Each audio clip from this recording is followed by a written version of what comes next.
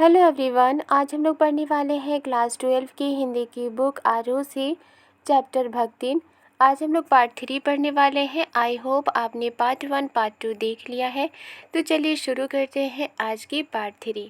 यहाँ लिखा है, इस दंड विधान के भीतर कोई ऐसी धारा नहीं थी जिसके अनुसार खोटे सिक्कों की टकसाल जैसी पत्नी से पति को विरक्त किया जा सकता। यानी कि भक्तिन को सिर्फ बेटियां ही हो रही थीं, उनका कोई बेटा नहीं था, इसलिए उनकी जेठानियां उन्हें उनकी उपेक्षा किया करती थी और उनके अनुसार भक्तिन को दंड मिलना चाहिए था। और यहाँ पर महादेवी वर्मा ने खोटे सिक्कों की टकसाल किसे कहा है? भक्तिन को कहा है, क्योंकि उनकी सिर्फ बेटियां थी जिसे खोटा सिक्का कहा गया है। और टकसाल का मतलब पैसों का कारखाना। तो उनके जिसके अनुसार यानी कि जो खोटे सिक्के हैं, जो उनकी बेटियां हैं, उन्हें खोटा सिक्का ही कहा गया, क्योंकि उनकी जेठानियां उनकी उपेक्षा किया करती थी। उनका बेटा नहीं बल्कि बेटियां थीं। और वो क्या करती थी, उपेक्षा जब किया करती थी तो वो सोचती थी कि पति भी उनकी उपेक्षा करे, भक्तिन के पति भी उन्हें दंड दे, उन्हें ताने मारे। लेकिन पति जो थे वो भक्तिन की तरफ थे। वो कभी भी भक्तिन को किसी भी तरह का दंड नहीं देते थे, ना ही उनकी उपेक्षा किया करते थे। सारी चुगली चबाई की परिणति उसके पत्नी प्रेम को बढ़ाकर ही होती थी। भक्तिन की जेठानियां भक्तिन के पति से चुगली किया करती थीं और वो ये कहा करती थीं कि उनका भी एक बेटा होना चाहिए, लेकिन उनकी बेटियां हैं। और वो ये सोचती थी कि भक्तिन को दंड मिले, लेकिन भक्तिन के पति भक्तिन से बहुत प्रेम करते थे। जेठानियां बात बात पर धमाधम पीटी कूटी जाती और जेठानियां जो थीं वो अपने पति से मार खाते थे। और वो चाहती थी कि भक्तिन भी अपने पति से मार खाए, लेकिन भक्तिन के पति भक्तिन से बहुत प्रेम किया करते थे और जेठानियां अपने पति से मार खाया करती थीं। पर उसके पति ने उसे कभी उंगली भी नहीं छुआई, यानी भक्तिन के पति ने कभी भी उन्हें डांटा नहीं और ना ही कभी भी उन्हें एक थप्पड़ मारा। वो बड़े बाप की बड़ी बात वाली बेटी को पहचानता था, यानी कि भक्तिन के पति ये जानते थे कि भक्तिन एक बड़े बाप की बेटी है। इसके अतिरिक्त परिश्रमी, तेजस्विनी और पति के प्रति रोम रोम से सच्ची पत्नी को वो चाहता भी बहुत रहा होगा। महादेवी वर्मा कहती हैं कि इसके अलावा भक्तिन क्या थी? परिश्रमी थी, हार्ड वर्किंग थी, तेजस्विनी थी, हर एक चीज़ की समझ थी उनकी, और पति के लिए उनके दिल में प्रेम था।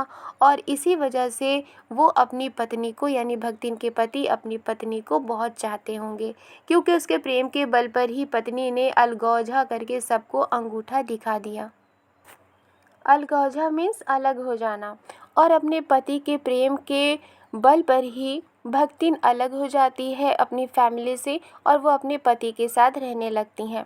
काम वही करती थी, इसलिए गाय भैंस, खेत खलिहान, अमराई के पेड़ आदि के संबंध में उसी का ज्ञान बहुत बढ़ा चढ़ा था। और भक्तिन ही काम किया करती थी, इसलिए घर के जितने सारे काम थे और इसके अलावा जो जानवरों की देखभाल थी, खेत खलिहान थे, पेड़ों की देखभाल थी, उसके संबंध में भक्तिन को ज़्यादा नॉलेज था। उसने छाँट छाँट कर ऊपर से असंतोष की मुद्रा के साथ और भीतर से पुलकित होते हुए जो कुछ लिया वो सबसे अच्छा भी रहा। और इसी वजह से जब वो अपने परिवार से अलग हो रही थी, अपने पति के साथ जब अलग हो रही थी, तो उन्होंने छाँट छाँट करके असंतोष की मुद्रा के साथ, यानी कि उनमें संतोष नहीं था और अंदर से वो पुलकित होते हुए, यानी अंदर से खुश भी थी, क्योंकि उनकी जेठानियाँ उन्हें हमेशा ताना दिया करती थी। और जब वो अलग हो रही थी तो उनका जो नॉलेज था इन सारी चीज़ों में, उन्होंने इसी नॉलेज को यूज़ करते हुए उनके पास जो भी मिला वो सबसे अच्छा रहा। साथ ही परिश्रमी दंपत्ति के निरंतर प्रयास से उसका सोना बन जाना भी स्वाभाविक हो गया। और दोनों जो दंपत्ति थे, यानी दोनों जो कपल थे, भक्तिन और भक्तिन के पति, और उन्होंने लगातार कोशिश किया और लगातार कोशिश करने के बाद उन्होंने अपने लाइफ में सक्सेस पाई। धूमधाम से बड़ी लड़की का विवाह करने के उपरांत पति ने घरौंदे से खेलती हुई 2 कन्याओं और कच्ची गृहस्थी का भार 29 वर्ष की पत्नी पर छोड़कर संसार से विदा ली। और बड़ी लड़की की उन्होंने शादी कर दी। और शादी करने के बाद पति ने घरौंदे से खेलती हुई 2 कन्याओं, यानी कि उनकी जो 2 बेटियां थीं वो काफ़ी छोटी थीं और भक्तिन की उम्र जो थी वो 29 साल थी। और इसी उम्र में भक्तिन के पति उसे छोड़कर संसार से उन्होंने विदा ले लिया। जब वो मरा तब उसकी अवस्था 36 वर्ष से कुछ ही अधिक रही होगी। यानी कि भक्तिन की पति की जब मृत्यु हुई थी तो उनकी उम्र 36 साल से कुछ ही ज़्यादा रही होगी। पर पत्नी आज उसे बूढ़ा कहकर स्मरण करती है। यानी भक्तिन चूँकि अब एक एज वाली महिला थी, वो अभी भी महादेवी वर्मा के सामने अपने पति को बूढ़ा कहती थी और उन्हें याद किया करती थी।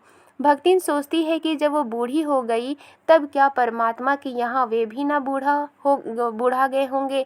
यानी भक्तिन ये सोचती थी कि उम्र के साथ वो बूढ़ी हो गई है तो उनके पति भी ईश्वर के यहाँ बूढ़े हो गए होंगे, अतः उन्हें बूढ़ा ना कहना उनका घोर अपमान है। इसलिए वो सोचती थी कि चूँकि वो बूढ़े भी हो गए होंगे, इसलिए उन्हें अगर बूढ़ा ना कहा जाए तो उनकी बेइज्जती होगी। आगे लिखा है, हाँ तो भक्तिन के हरे भरे खेत, मोटी ताजी गाय भैंस और फलों से लदे पेड़ देखकर जेठ जिठौतों के मुंह में पानी भर आना ही स्वाभाविक था। भक्तिन अपने खेतों का ख्याल रखा करती थी, उनके खेत हरे भरे हुआ करते थे। वो अपने गाय भैंसों की भी ज़्यादा ख्याल किया करती थी और इसी वजह से उनके गाय भैंस मोटे ताजे थे और उनके पास जो पेड़ थे वो फलों से लदे हुए थे, जिसे देखकर उनके जेठ और जेठानियों के मुंह में पानी भर आता था। वो लालच भरी नज़रों से उसे देखते थे। इन सब की प्राप्ति तो तभी संभव थी जब बहू दूसरा घर कर लेती और जो जेठ और जेठानियाँ थीं उन्हें ये सारा चीज़ तब मिल जाता जब भक्तिन दूसरी शादी कर लेती। पर जन्म से खोटी भक्तिन इनके चकमे में आई ही नहीं। और यानी कि जो भक्तिन थी उनके बचपन में ही पिता की मृत्यु हो गई थी, उनकी बचपन में ही शादी हो गई थी और फिर जब वो 29 बरस की हुई तो उनके पति चल बसे। उनके 3 बेटे थे, उनकी 3 बेटियां थीं और इसी वजह से महादेवी वर्मा ने उन्हें खोटी भक्तिन कहा है। वो इनके चकमे में नहीं आई, जेठ जिठानियों के चकमे में नहीं आई, उन्होंने दूसरी शादी नहीं की। उसने क्रोध से पांव पटक पटक कर आंगन को कंपायमान करते हुए कहा, हम कुकुरी बिलारी ना होए, हमार मन पुसाई तो हम दूसरा के जाब नहीं, ता तुम्हार पचे की छाती पे हो रहा बूंजब और राज करब, समझे रहो। यानी कि वो क्या करती थी, अपने आंगन में पांव पटक पटक कर वो कहा करती थी कि हम कोई कुत्ते बिल्ली नहीं है, अगर हमारे मन को अच्छा लगेगा तभी हम यहाँ से जाएंगे, तुम्हारे ही छाती पे हम जो स्नैक्स होता है वो भूजेंगे और राज करेंगे, समझे रहो। समझे, ये भक्तिन अपने जेठ जेठानियों को कहा करती थी, क्योंकि जेठ जेठानियाँ सोचती थीं कि अगर वो यहाँ से चली जाएंगी तो उनकी जो संपत्ति है वो उन्हें मिल जाएगी। लेकिन भक्तिन ने ऐसा नहीं किया, वो वहीं पर रही। उसने ससुर, अजिया ससुर और जाने कई पीढ़ियों के ससुरगणों की उपार्जित जगह जमीन में से सुई की नोक बराबर भी देने की उदारता नहीं दिखाई। यानी भक्ति के पास जो प्रॉपर्टी थी, जो वेल्थ थी, जो संपत्ति थी, वो उनके ससुर के ज़माने से थी और कई पीढ़ियों से मिली हुई उनके पास संपत्ति थी। उन्होंने उस संपत्ति को, थोड़ा सा भी संपत्ति उन्होंने जेठ जेठानियों को नहीं दिया। इसके अतिरिक्त गुरु से कान फुकवा, कंठी बांध और पति के नाम पर घी से चिकने केसों को समर्पित कर अपने कभी ना टलने की घोषणा कर दी। और इसके बाद जब उनके पति की मृत्यु हो जाती है तो उन्होंने गुरु से कान फुकवा, एक तरह की कल्चर, एक तरह की परंपरा थी, और कंठी बांध यानी कंठी उन्होंने बांधा और पति के नाम पर घी से चिकने केसों को समर्पित कर यानी कि अपने बालों को उन्होंने त्याग दिया और उस पद से उन्होंने कभी न टलने की घोषणा कर दी। भविष्य में भी संपत्ति सुरक्षित रखने के लिए उसने छोटी लड़कियों के हाथ पीले कर उन्हें ससुराल पहुंचाया और फ्यूचर में उनकी प्रॉपर्टी कोई ना हड़प ले, इसी वजह से उन्होंने अपनी छोटी बेटियों की भी शादी कर दी और उन्हें ससुराल भेज दिया और पति के चुने हुए बड़े दामाद को घर जमाई बनाकर रखा। यानी कि भक्तिन के पति ने जब अपनी बेटी की शादी की थी उस वक्त उन्होंने अपनी पसंद की शादी की थी और इस वजह से भक्तिन ने अपने पति के द्वारा चुने गए अपनी बड़े दामाद को उन्होंने घर जमाई बनाकर रखा। इस प्रकार उसके जीवन का तीसरा परिच्छेद आरंभ हुआ। यानी कि इस तरह से उनके ज़िंदगी का जो तीसरा काल था वो शुरू हुआ। भक्तिन का दुर्भाग्य भी उससे कम हठी नहीं था, यानी भक्तिन भी ज़िद्दी थी और भक्तिन की किस्मत भी ज़िद्दी थी। इसी से किशोरी से युवती होते ही बड़ी लड़की भी विधवा हो गई, यानी कि उनकी बेटी जो थी वो जैसे ही युवती होती है, जवान हो जाती है, तो उनकी लड़की भी विधवा हो जाती है। भैहू से पार ना पा सकने वाले जेठों और काकी को परास्त करने के लिए कटिबद्ध जिठौतों ने आशा की एक किरण देख पाई। भक्तिन के जेठ और जेठानी जो थे वो चाहते थे कि उनके वेल्थ, उनकी जो संपत्ति थी उन्हें मिले, और इसी वजह से जो जेठ थे और काकी को परास्त करने के लिए, यानी कि अपनी चाची को परास्त करने के लिए जो उनके जेठ और जेठानी के बेटे थे, उन्होंने क्या किया कि उन्होंने देखा कि उनकी जो बेटी थी वो विधवा हो चुकी थी और इसी वजह से उन्हें एक किरण नज़र आई। उन्होंने सोचा कि इसमें एक ऐसा गेम खेलते हैं जिससे कि उनकी जो संपत्ति है उन्हें मिल जाए। विधवा बहन के गठबंधन के लिए बड़ा जिठौत अपने तीतर लड़ाने वाले साले को बुला लाया, क्योंकि उसका हो जाने पर सब कुछ उन्हीं के अधिकार में रहता। जिठौत मीन्स पति के बड़े भाई का बेटा। तो जैसे ही भक्तिन की जो बेटी थी वो विधवा हो जाती है, तो भक्तिन का जो चचेरा भाई था उन्होंने सोचा कि इसके सारे संपत्ति को तभी मिल सकता है जब इसके साथ हम कोई गेम खेल सकते हैं।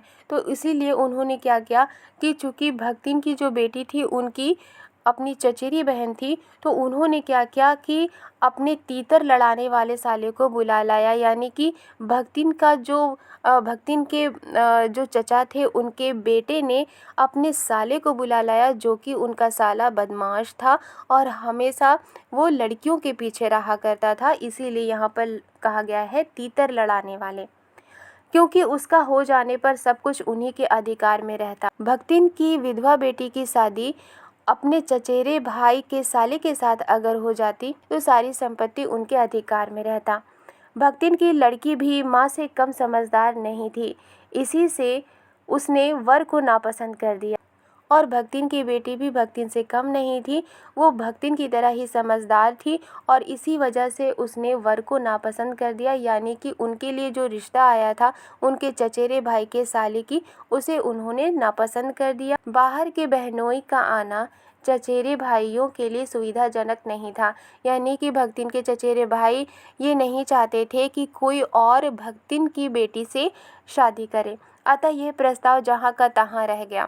और इसी वजह से ये जो प्रस्ताव था कि भक्तिन की बेटी की शादी भक्तिन के चचेरे भाई के साले के साथ हो, तो भक्तिन की बेटी ने जब इनकार कर दिया तो ये रिश्ता रह गया।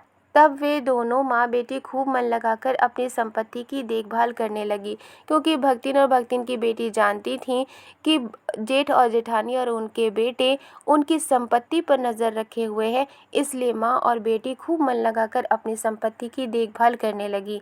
और मान ना मान मैं तेरा मेहमान की कहावत चरितार्थ करने वाले वर के समर्थक उसे किसी न किसी प्रकार पति की पदवी पर अभिषिक्त करने का उपाय सोचने लगे। भक्तिन के चचा चाची और चचेरे भाई ये चाहते थे कि भक्तिन के चचेरे भाई के साले के साथ उसकी शादी हो जाए, इसलिए वो उपाय करने लगे। नेक्स्ट क्लास में हम लोग आगे के पार्ट को पढ़ेंगे। वीडियो पसंद आई है तो लाइक एंड सब्सक्राइब करना मत भूलिएगा। मिलती हूँ नेक्स्ट वीडियो में। Thank you.